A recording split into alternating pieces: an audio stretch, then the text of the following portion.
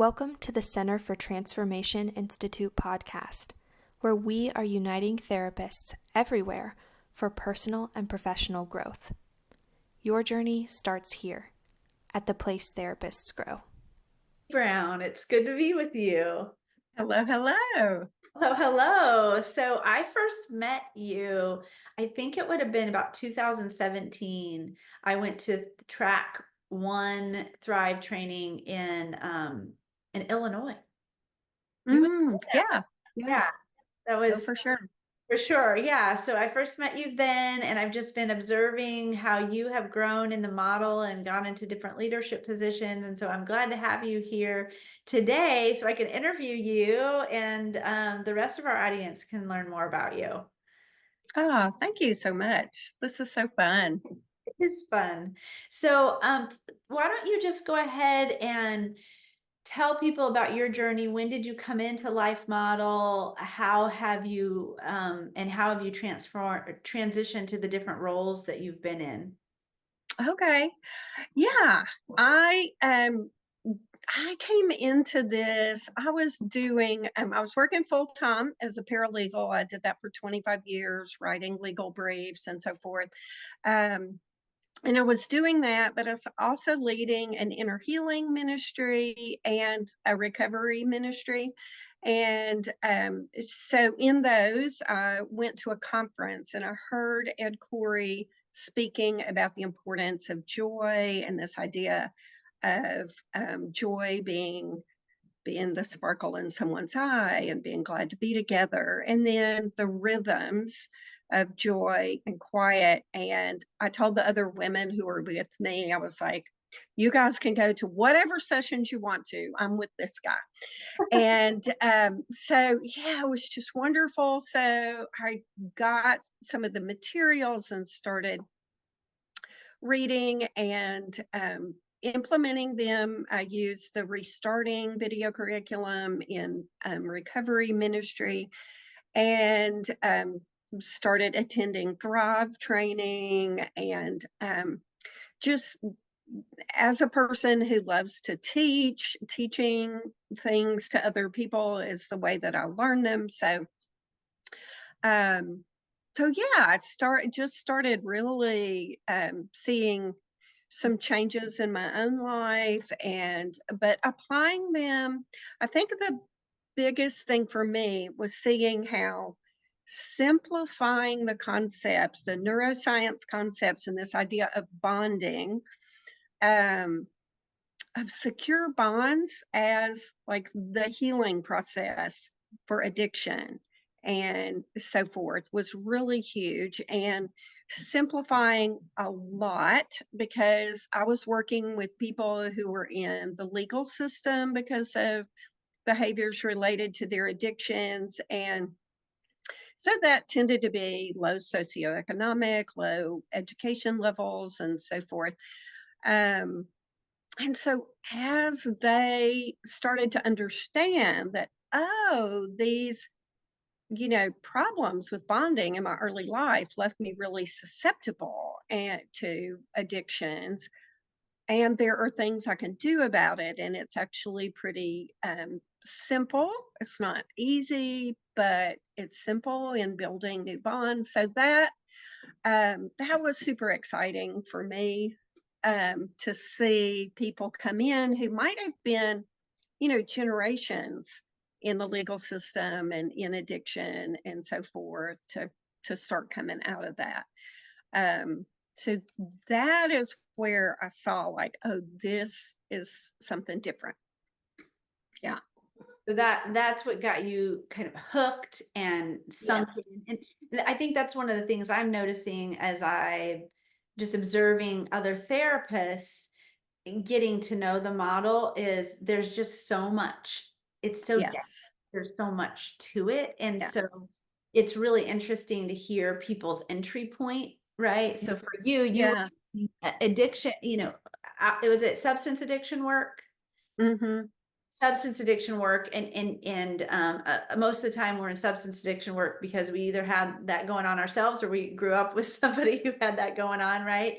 And so there's this personal piece to it.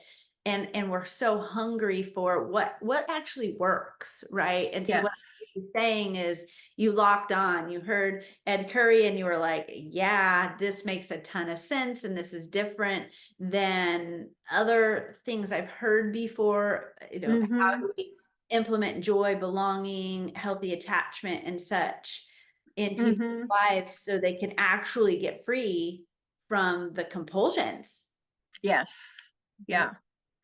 So it was just so fun to have people come in and tell me stories that were based on this very simplified version, very simplified model. We gave names to the different levels of the brain, and but just it was just beautiful to see. And it wasn't like everybody shifted tremendously, but those successes that we saw where people actually moved into, I guess, what you could call joyful sobriety, Mhm. um, and started healing bonds and moving on up into maturity. That's That beautiful. was so rewarding. So in Yeah. those early years, as you're using your teaching gift to implement what you were hearing and reading and learning, Hmm. you saw people just kind of growing. And Yeah. even though it was very simplified and you didn't know as much as you know now about the model, you really thought, okay, there's something to this. This is really, Yes.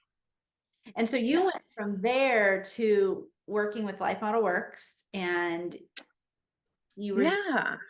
you had Yeah. So a I may be the only person who has worked for as many different organizations. So I volunteered for Life Model Works for, I think, 6 or 7 years. And because I love the resources and I love to put people together with and brainstorm about what resources would be best. So that was kind of, I was the resource liaison, and I would say, oh, the maybe this book or this program and so forth.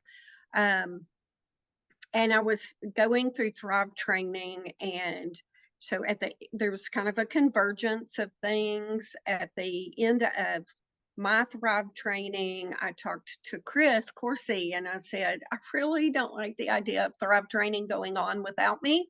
Can I come and help in the bookstore or something? And that's when Chris said, well, actually, we've thought you would be a good trainer. And they were just starting a new track that was now is the flex track or true identity. Um, and so Chris and I did that track together. And it was also at that first true identity that I said, I would love, I was also kind of tangentially connected with Luke 10, which was doing a lot of house church stuff. And so Tony Daniels and I said, wouldn't it be cool to connect with people who are attending Thrive in small groups on Zoom, because we don't have a lot of connection between the meetings. And so we asked about doing that. And, I had about 20 people that wanted to do that. And so we did. And out of that is how Journey Groups was born. And so, actually, we were just getting together to talk about some basics. And then people were saying, let's keep going. What are we going to study? And so I said, well, I can write up some, lessons that have to do. So it's, just bite size. And so I started writing lessons. So it's kind of like building the road that you're driving down. And so I would just send them out weekly, and so then in 2018, Marcus Warner at Deeper Walk said, well, hey, you're doing this journey group thing. Would you like to, like us to help you get that out there? And would you like to join us? So I did that. And so it grew a lot, and the books were published. So it 2 levels. And so the idea there was to take the concepts into bite-sized pieces, but implement practices. Okay. So I didn't want the content to be the big pull, although I wanted excellent content, but I wanted to be practicing connecting in a healthy way, practicing quieting, practicing connecting with Jesus together and sharing what we were sensing and so forth. So we needed to have each lesson be pretty small so that we didn't get sidetracked with all the content. Right. Okay, so that's kind of the journey that got you to journey groups at Yes. thing. And that is interesting. I didn't realize that you were as connected with Luke 10 and Deeper Walk. I knew about the Thrive training and life model work. Yeah. And then what brought you to Alive and Well, which is where you are now? Well, Margaret Webb and I got to be good friends, and we would have long conversations. And I was going through some life transitions, and she said, you know, we're also in a transitional place with Alive and Well. And I had told her we absolutely must get your Emmanuel prayer training to where it's available, where people can come and join the groups online and have the mentored groups. And so, so yeah, she just said, why don't you, hop on over here and we can, and so we got the manual training online first, and then we brought the journey groups over, and that also gave me room that I could create other courses. So there were, other courses I had in mind. So yeah, so now I've been at Alive and Well for several years, and that, that's kind of my place. That's my home now. You just came out with a couple of new courses. Is that correct?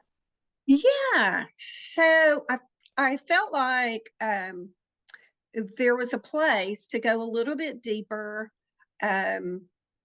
with some of the concepts, and so I created 3 7-week courses that are designed to kind of work together. And so the overall course is called Transformed by Joy. The first course is 7 weeks, called Motivated by Joy, from fear bonds to joy bonds. And so we look at what are the fears that are driving us, how do we shift over, and doing some practices every day as homework, and then coming in to the meetings. And so we've offered that. I think we're in the midst of our 3rd offering of that. Then the second one is called Joy in Challenges. So it's like, okay, now we're trying to connect in joy, but wow, life is tough, and there are difficult relationships and difficult conversations, and how do we do that? And so so that we offered in the winter, and that went really well. And then I had already offered it. I had created a 7-week course that was based on the Pandora problem, and offered it a number of times.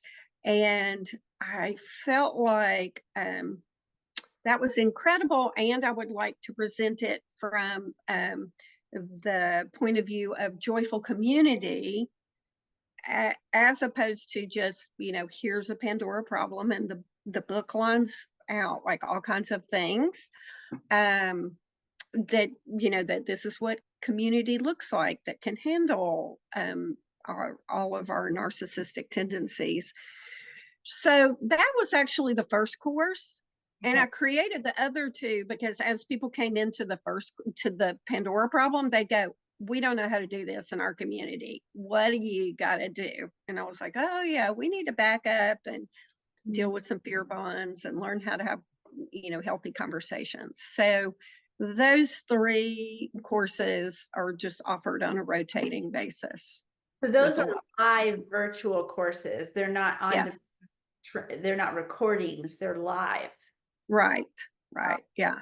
Yeah, they sound so good. And I'm just thinking of, I've worn out that Appendix A at the end of Living from the Heart Jesus Gave You on changing fear bonds to love bonds. Like, I say I probably have it memorized. I've said it so many times to clients. Like, so those courses are, and Pandora Problem. Oh, I always say that's my favorite of all the books. I think it's, Yeah.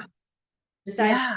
probably my favorite book in existence, just because it has the potential to truly change our culture. Like, I think it's the Great Commission. I mean, that's what it is. Yes. If I Yeah. transformed into Hesed, from my narcissistic ways, and truly love very complex people in our culture, not just in theory but in actuality, like my being can be given over Yes. so much to the Lord that I love even the most difficult person. Yeah. Whew, like, that's it. That's the Great Commission. That's being Jesus' hand It, and feet. yeah, it is. And I've told Dr. Wilder when he wrote that book, I said, wow, okay, that feels like the city on the hill. And I'm like a practical person. So I was like, okay, we need some practical things for how to work our way up the hill. Yes. Yes. But yeah, I think that could completely transform culture, because I always have these big picture visions, because I thought, wow, even in the public schools, what if when you came in kindergarten, the first part of the year was spent on what is our group identity? Who are we? And how do we invite people back to that when they forget? So that in kindergarten, our kids are learning, like, oh, we don't grab toys from each other, we share, you know? And then each year, if you did that in an ever increasing way, then when you have all these graduates, I was like, in 20 years, we could have graduates that walk into jobs and go, okay, what is our group identity? Who are we? And This they're all equipped. this Yeah. this is creating high joy community. This is the self-propagating joy movement, that joy Yeah. is propagating itself faster than addiction and faster than the effects of trauma in our culture. Like, this is it. And so I'm thankful for the work you're doing. And I just feel Well, such thank you. energy between us, in that I love this work as well, and love it for myself and how I've seen it transform me and my personal relationships and groups, identity groups, but also how I'm implementing it with my clientele and the groups in my office. Like, I'm just seeing so much awesome stuff. And I know we only have a few minutes left, but I wanted Yeah. to just point blank ask you if you could articulate what is the special thing for you, um, Mm, that that drew you in to this model, because it's so big. I mean, you and I know, yeah. we were talking about the infographic before we started this call.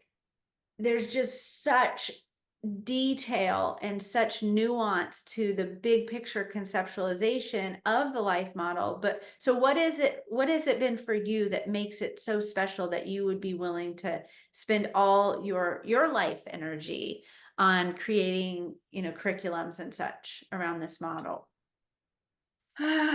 Yeah. So I think the idea that we can help people with practices that will change their nervous systems and their brains and enable them to connect better with God and with other people. And then they can just continue to apply those practices. So one of the things I've like kind of seen is this idea of a funnel, like a tornado. And when we come in and we're learning these practices of like, oh, okay, how do I stay in joy? How do I move into quiet? Um, we're at the bottom of that funnel, and we can do those things in very limited, controlled circumstances. And then we start moving up the funnel. We can do it in more complicated, more intense situations. But the beautiful thing is, I have found in my own life in some major transitions that, oh, I had this drop in capacity. And all of a sudden, it felt like I was down the funnel a little bit, but actually it's like, oh no, this is one of those more complex situations. And I just go back to those capacity building practices of how do I keep my relational brain on? How do I move in joy and quiet and connection with God and with people. And so the idea that we can give people a set of practices and the concepts, but a set of practices that they can take and apply in every difficult circumstance is, that's so huge. That's so Incredible. huge. Incredible. And what I hear you saying is that you've seen it apply in your very own life, Oh, right? absolutely. And Yes. and that's how you know what you're teaching is legitimate. Like this works. It works for me, it will work for you. And you've really honed in on the skills. And I view you as very articulate and also able to not to specifically find the information and how it fits together, how to Mhm. synthesize it together, how to synchronize it together in order to present it. And so I'm just so thankful for you, your life, your brain, and what the Lord's know that you're an Esther born for such a time as this, right? To Yeah. bring this model and the power of it into awareness for all Mhm. of us. And so I'm thankful for you, Amy. I'm thankful for the time that we've been able to spend together today on the call. Ah, thank you. Yeah, I'm so glad that we've been brought together by all of this. Oh, beautiful. Yeah. Beautiful. God bless. Yes, you too. Thanks for tuning in to this week's episode of The Place Therapists Grow. We hope you will join us again next week. To expand your knowledge and continue your growth journey, go to cftinstitute.com and take our introductory course to find out how the life model can enhance your life and your clients' lives too. We look forward to continuing to learn and grow with you. See you next time.